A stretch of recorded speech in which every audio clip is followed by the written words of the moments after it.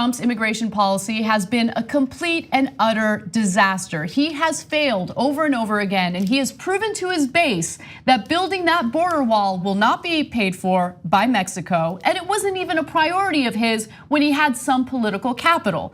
Now, what's been frustrating is that no one in the mainstream media is calling it what it is, until Cenk Uygur was allowed on cable news, and he called Trump out. Take a look. Why do we have this problem in the first place? Because Trump said he was going to stop the flow of migration, and instead, what did he do? It's gone up 32% in the last month, and it's the most we've had, both legal and illegal, in 13 years. So Kayleigh, I put it to you, isn't Donald Trump a giant failure on his signature issue? No, he's not a giant failure. And first, I want to correct your fallacy that he puts kids in cages. A lot of those pictures were from the Obama administration, so nice try doesn't work. We have a crisis on our hands. Do you acknowledge that at least, Cenk, that we have a crisis when you have 1 million people set to come in this fiscal year, more than the population of Miami and Atlanta? So the statistics that she mentioned at the very end were false. And she also lied about the photos featuring kids in cages. Those photos were taken by journalists after Donald Trump implemented his zero tolerance policy. We all know that, but she's Donald Trump's campaign manager. So of course she's gonna go out there and put complete and utter nonsense. Actually, press secretary for Trump's re-election campaign. Let me be clear about what she does. Anyway, what do you guys think about that whole exchange? I mean, it's a lot for them to handle, truth telling. And so what do they respond with? It's usually more lies and more lies. Not only did she lie about the photos, there was one revelation that there were images that were taken that resurfaced in the news that are sometimes used as B-roll photos from the children that were trapped during Obama era. Yeah, that happened a little bit, but most of those photos, as you were talking about, did come from journalists going to the border in Texas, in other places along the southern border doing their job. And we can see them here. They're also being hit by tear gas, which is a violation of Geneva Convention standards in war, not even just a civilian population, but in war. So there are so many tragedies that are going on besides him failing on his signature policy, where people who I'm not a fan of, but people who are part of the Republican base like Ann Coulter have broken ranks with him because she's so disappointed about his failure to follow through with the wall, to stymie migration as well. Right, and in fact, if you're concerned about US taxpayer money going toward undocumented immigrants, the policies that Trump has implemented actually drains more of our resources because he has this policy of ensuring that everyone is detained rather than allowing people to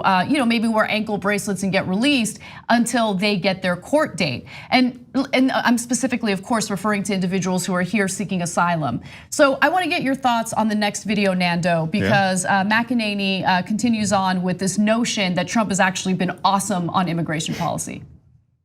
Under Obama, we had less undocumented immigrants than we do under Trump. Trump said, I'm gonna get tough and I'm such a tough guy and I'm gonna separate the families. I'm gonna put the kids in this place and the parents and the moms in the other place. I'm so tough. And what do we have? We have more undocumented immigrants, not less. It's a 13-year record. He's a miserable failure on this issue. So if they voted for him thinking he was gonna stop undocumented immigrants, he didn't even do that. And now we have an absolute disaster on our hands because he doesn't know how to address the core issue. Why are they coming in the first place? We have seen a steady incline in illegal immigration starting under the Obama administration and continuing to now. The only person who has taken any interest in stopping this in the last 4 decades is President Trump, who secured money for 450 million miles of the wall. Excuse me, 450. Excuse me, did it work? It's going to work. It's going to be built, the 450 miles by the end of next year. We've just got the funding for this. What have you done? Zero chance it's built by next year.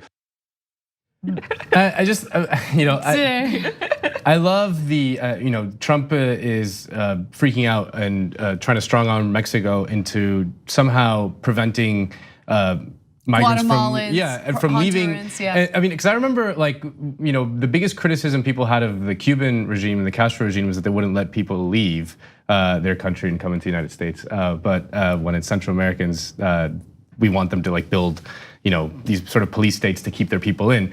And Cenk asks the absolute correct question, which is why are they coming in the first place? Yes. It has nothing to do with border enforcement clearly, because like as the border has gotten more militarized and more violent, people keep coming. It just goes to show just how desperate their situation must be in Central America, especially in Honduras, which is the country that is driving the majority of the migrants through Mexico into the United States in the last year or two. A country that we supported a military coup in 2009.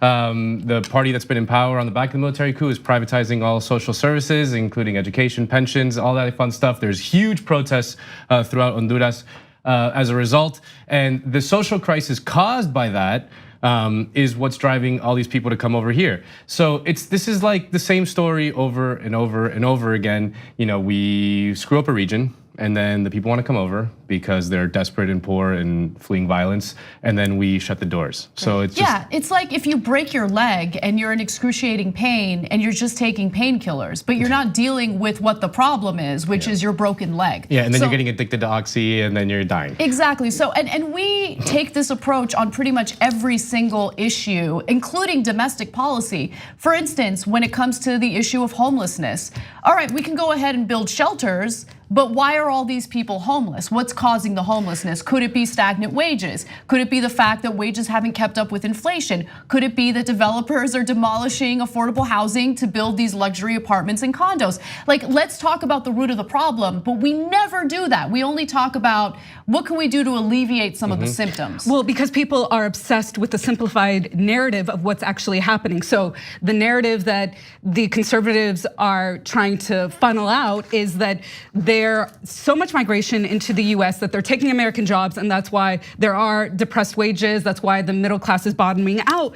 But there's so much that is very complex about migratory patterns that are not incorporated into this conversation. Yes, there's an increase right now in terms of migration stemming into the US from other places in Central America, but Business Insider just a week ago reported that there's actually more Mexicans from the US migrating back to Mexico. Oh, let me just tell you, okay? This is something that I've been trying to, I've been yelling from the rooftops about. In fact, on CNN, the one and only time I was allowed on reliable sources.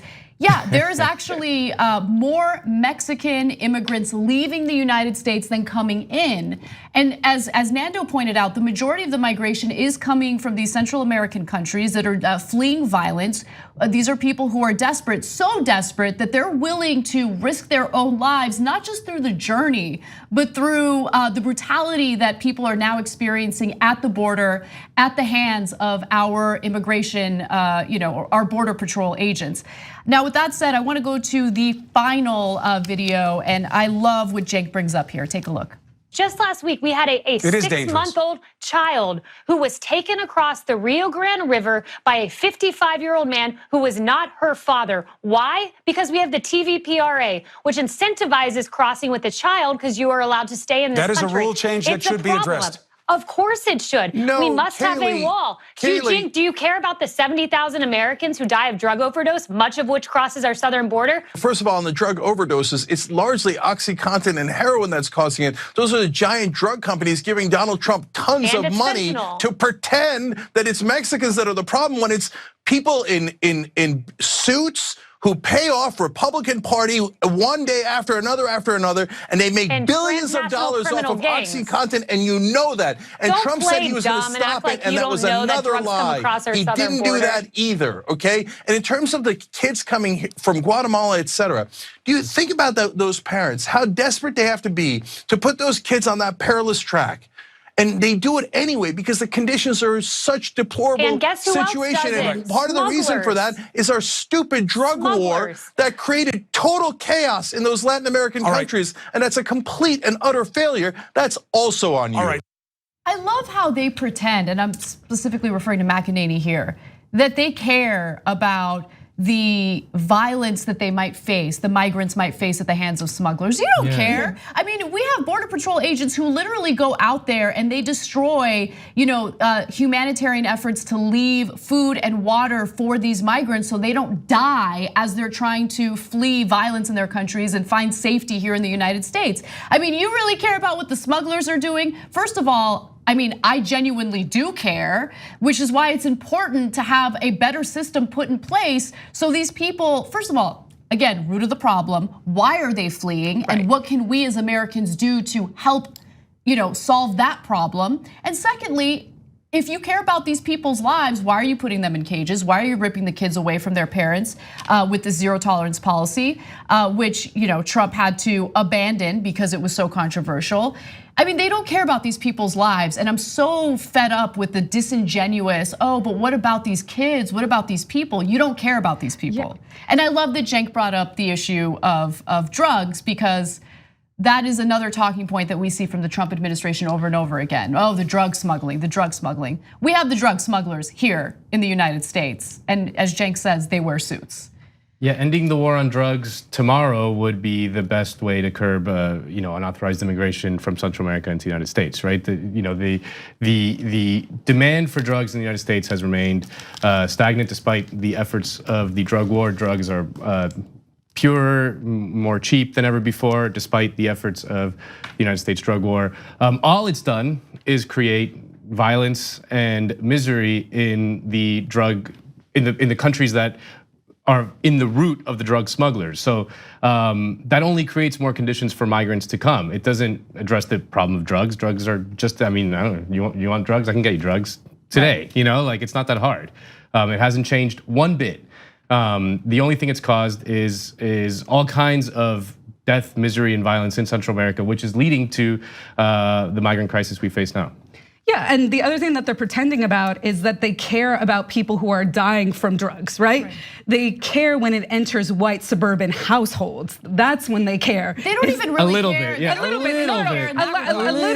little bit to elevate it to a national emergency and to find alternative paths that don't include law enforcement, which was a stark divergence from the Nixon administration calling it a war on drugs very intentionally to seize and attack the Black community and to seize and attack anybody outside, including Central America, but also got kicked up with the Reagan administration as well. And we know the disastrous effects, and we know the way that the media was also complicit in elevating that narrative. And so they don't care, and they're a part of it. And I love that Cenk pointed out that it is the guys from Big Pharma who are price gouging you all just so that they can have more expensive drugs to line their pockets, and people get addicted, and they look for cheaper sources that are more dangerous and not monitored by doctors.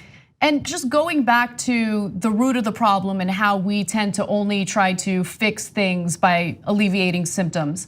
Look, we're already creating a new root of the problem, and it is our inaction with climate change. What is the United States gonna do? What is the government gonna do when people are displaced? Massive amounts of people are gonna be displaced from their homes because the conditions in their countries will be unlivable because of what we're doing with climate change, or inaction, I should say, with climate change.